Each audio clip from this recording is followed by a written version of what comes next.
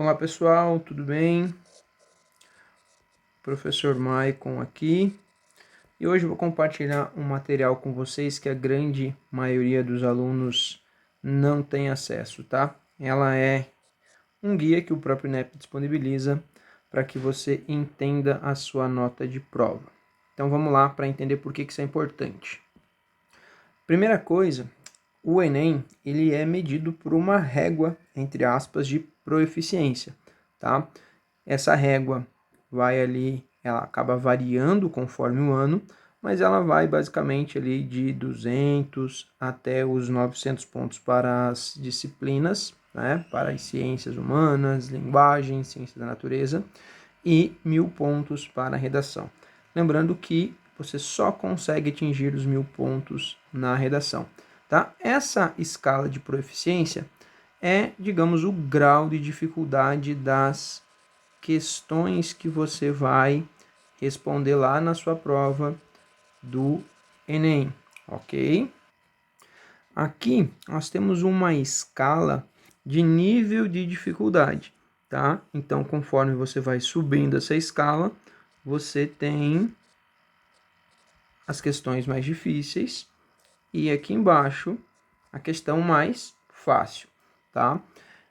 Para você identificar algumas coisas importantes, quando a gente fala que é importante fazer as questões fáceis e médias e depois as difíceis, a gente está falando com base nessa grade aqui, ó. Então, quando você olha lá uma questão fácil, lá perto do nível 653, o que vai pedir a questão? Ó, identifique os interesses da elite brasileira em manter a estrutura social e política vigente. Perceba que a operação mental aqui, ó, é identificar, tá? E apenas uma única operação. Já quando nós vamos lá para o nível 688, dentro da área de ciências humanas, você não tem apenas que identificar, você tem que analisar.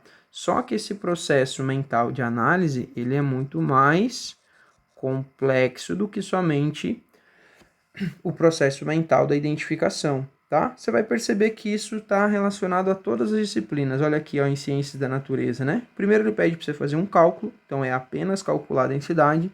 Já lá no nível mais alto, ó, você precisa avaliar o combustível em função da densidade e do calor. Então você precisa realizar operações mentais. Operações mentais mais complexas. Por isso que o nível de dificuldade é mais alto. Isso vai acontecer com todas as provas de diferentes formas com base nos eixos cognitivos, que eu vou explicar um outro momento para vocês o que é. Dito tudo isso, nós vamos agora para o que nós chamamos de coerência pedagógica, tá? Ou coerência das respostas, conforme chama o próprio INEP, tá? O que é isso, galera? E aqui que tudo isso que eu falei faz todo sentido para vocês.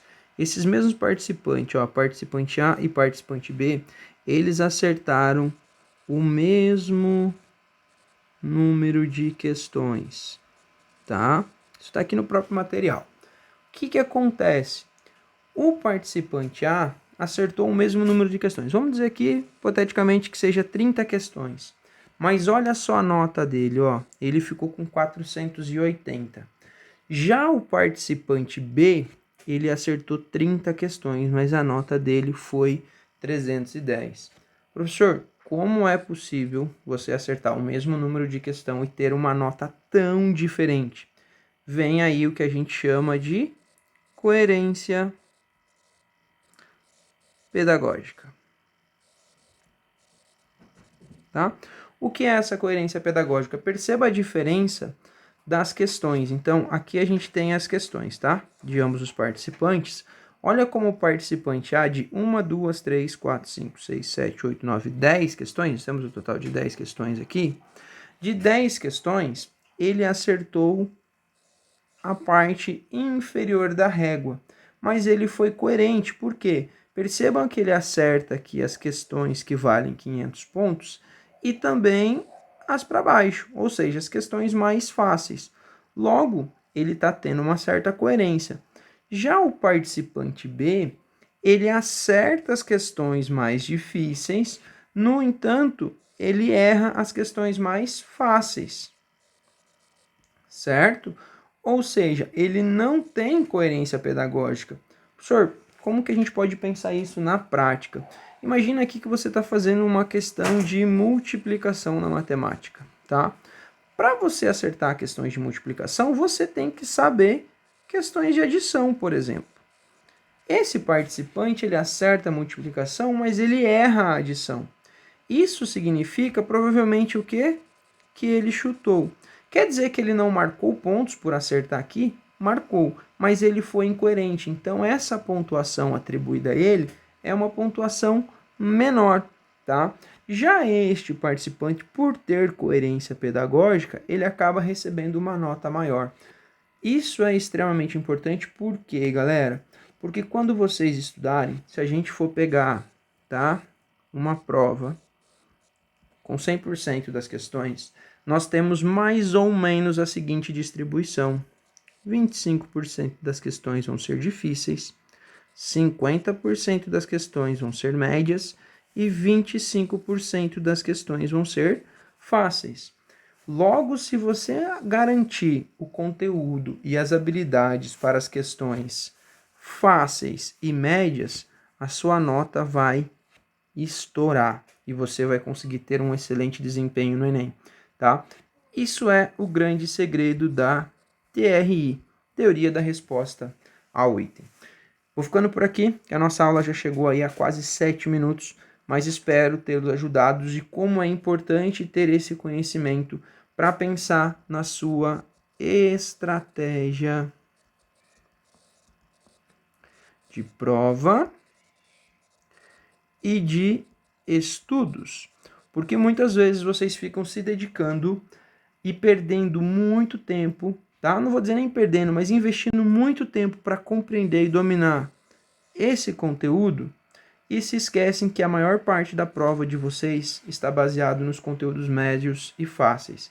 E aí vocês se preocupam muito com os conteúdos difíceis, esquecem os médios e fáceis e prejudicam a preparação de vocês, tá? Então, conhecendo essa distribuição da TRI, foque em dominar os conteúdos fáceis e médios, tá? E, claro, depois os difíceis, mas fáceis e médios primeiro, para vocês elevarem a nota de vocês com o mesmo número de acerto, às vezes, de outro participante. Um grande beijo, um grande abraço. Continue aqui comigo, mande suas dúvidas e convide outros amigos para se juntar a nós, para que a gente possa ajudar cada vez mais pessoas. Um grande beijo, um ótimo dia para vocês. Fui!